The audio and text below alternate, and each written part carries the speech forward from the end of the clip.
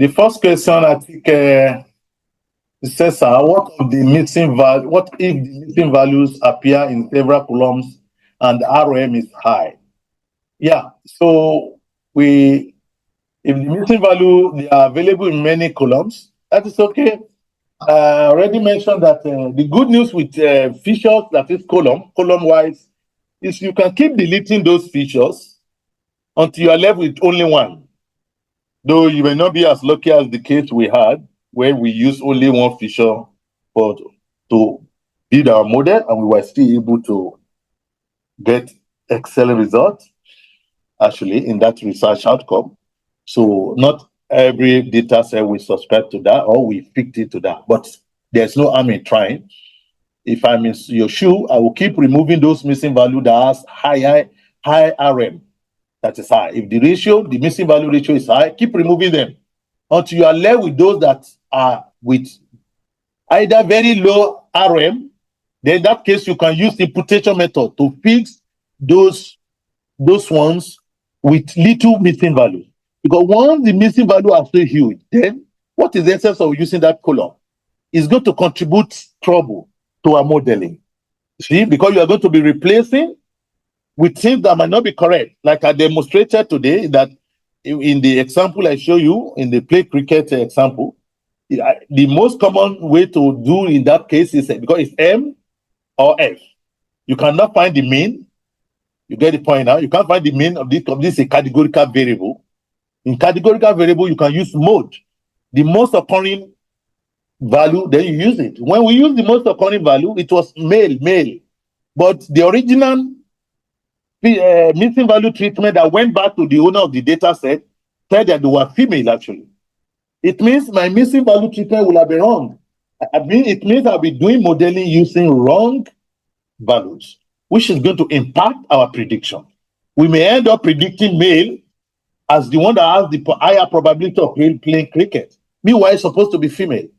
That is how serious a wrong missing value treatment can create in our model.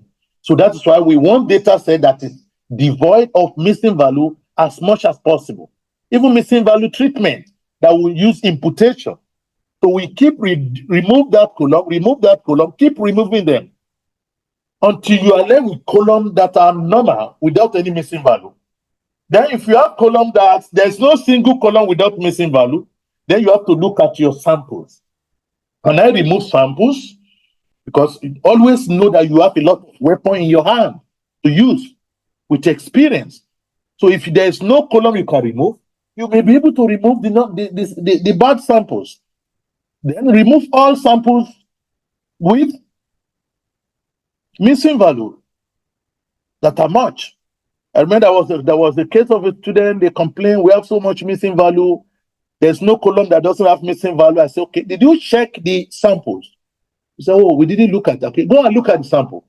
If the number of missing value are restricted to some samples, just remove those samples so that you can have data without missing value. And they checked, they found out that out of like 17,000 data sets, they can remove like 3,000. After removing like 3,000 plus, there is no more missing value. There's no more missing value, which is excellent. Because if you remove 3,500 from 17,000 plus, you are still going to be left with like 14 or 13,000 plus, which is still more than enough for you to do acceptable training and testing of your model. So always try to remove column with missing value or sample with missing value. Otherwise, you go for imputation. Imputation is the last option because what you are imputing may not actually be the correct value to be there. That's why we talk of calculating the mean, the median. Sometimes it may not be representative, but these are options. We have to use them if we don't have option. So imputation is the last option. Removing features, removing samples, they are good for you. They are better actually, but the best one is to go back to the original source and get the correct score. But why that is almost impossible in most cases, then the deletion is another very good option. Delete column, delete samples as much as will not impede your modeling, especially if you have very sizable number of samples. I hope that clarified that question very well. Another questioner says, thank you a lot, sir. I asked you a question of course. Okay.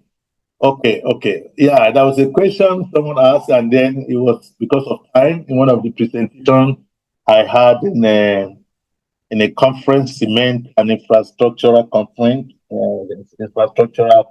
if I'm not mistaken, in Ladoke Akizola University few days ago. So that question came up there, but there was no time to treat it. And I was okay. The person can bring it up here if you. Thank you very much for joining our class. So wish you all the best as you try to explore possibility of using AI and machine learning in your work. Now, regarding your question, is there any industrial IoT firm in Nigeria where a researcher can get IoT in live data set for research work? And any other Indian advice in this regard is also welcome. Okay. Of course, IoT is becoming ubiquitous everywhere, I want to believe, even though I'm yet to contact anyone. So I've been having just settled here. So I want to believe they are available, and then you can work on it. So try to search, and you can get across later. I would personally advise on some things you need to do. I will also personally have some people that I know will be working in this area. But I want to believe there should be industrial IoT.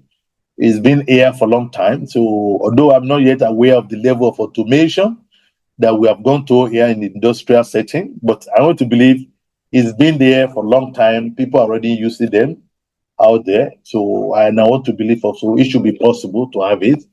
And the good note also is you don't have to start from the one directly from industry. They may even have it, but the data gathering process, they may not have data gathering process for their ML system.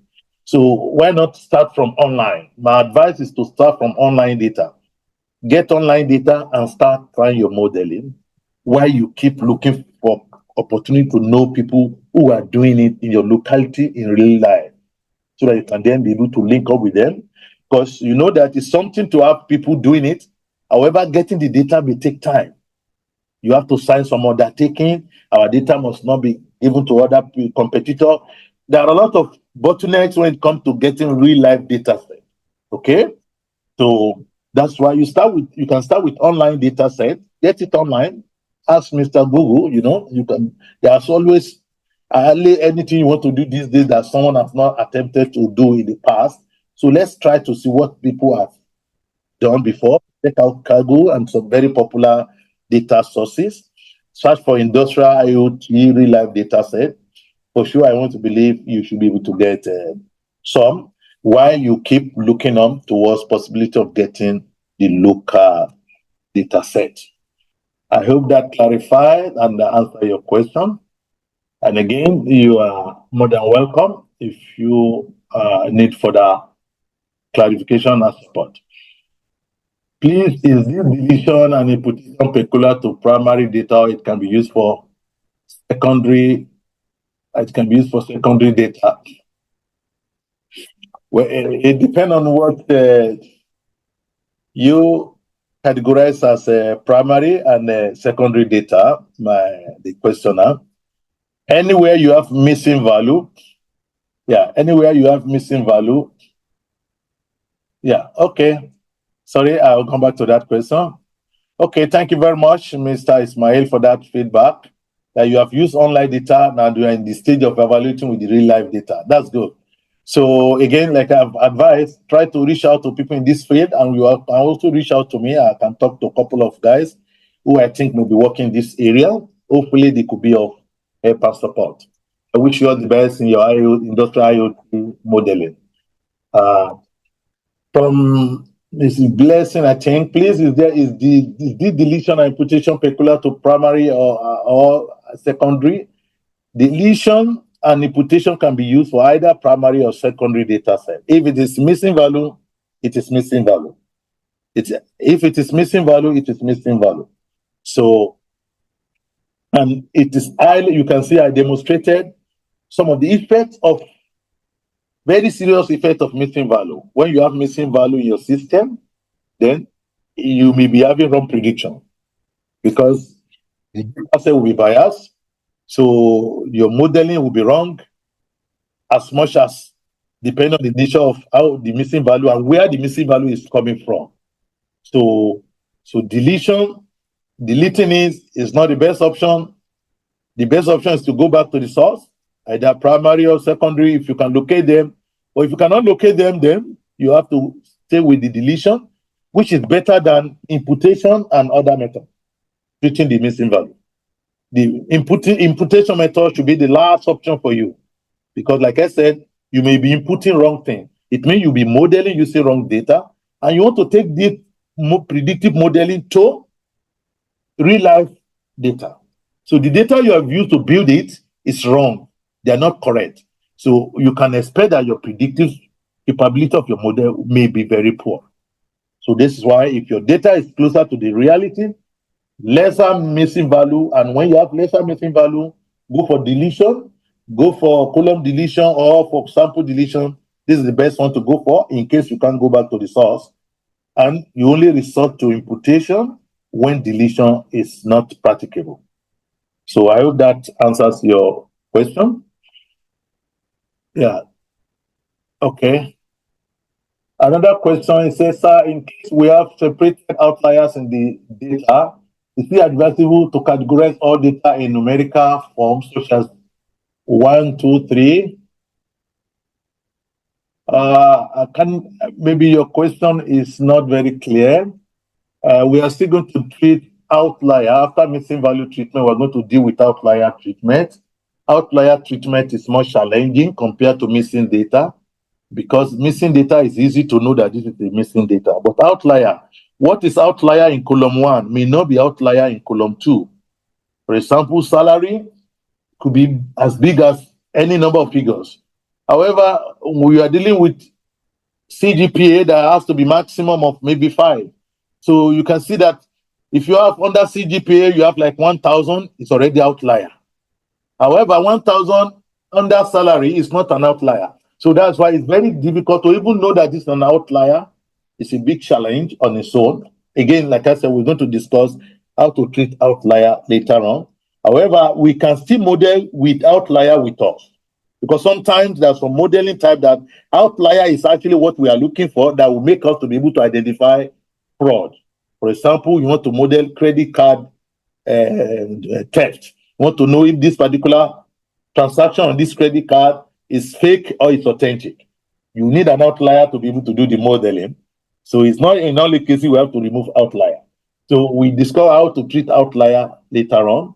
However, if I get your data, you said, in case we have separated outlier in the data, is it advisable to categorize all data in numerical forms such as 1, 2, 3? When there are some data sets you may convert to number, but some cases you may do the coding. So under coding, yeah. So you may code it. Okay, this one means 1, this one means 2, this one means 3, and then you replace across board in that particular data set. So, and sometimes you may also convert number to categorical. If I will use it to solve problem of outlier, if you convert number into categorical, it will remove the effect of outlier. You see, sometimes we use that. You say from 1 to 1,000, it is A. For 1,001 to 2,000, it is this. So by the time you finish with that conversion from number to categorical values, then you ended up solving the problem of outlier. It's actually a way of solving outlier problem. So you can do it either from number to categorical values, or from categorical value to numbers, depending on the problem you are solving. I hope I get your question, and I hope it clarifies for you. Thank you very much. I think that's what we have for the day. There's no more questions. Yeah, thank you very much for attending the class. So wish you all the best in your various activities. Thank you very much.